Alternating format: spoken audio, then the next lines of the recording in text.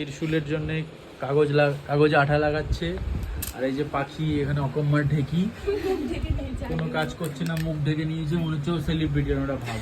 আর পুচি খুব সুন্দর কাজ করছে, এই দেখো কষ্টকর কাজ। আর এখানে মেজারমেন্ট করতে এসছে, এই হচ্ছে মেন মাথা, আর এরা হচ্ছে সবাই কাঁথা।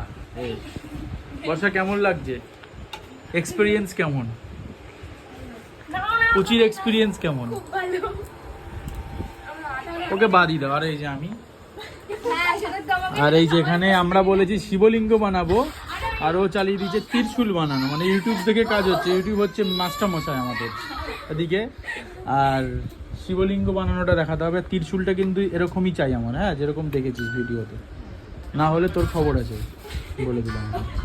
আর তোরও খবর আছে যদি ঠিকঠাক কাজ না হয়। এবার পাখি হাতে আবার এস লিখেছে, ওই দেখো। কিছু বলবি পুচি? না, পুচির কিছু বক্তব্য নেই, পুচি খালি কাজ করে আর খায়।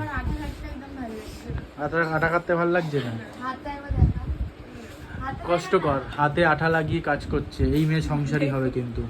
দেখুন এখানে সবাই বেশ ভালো, আমরা সবাই এরকম মজা করতে করতে কাজ করি।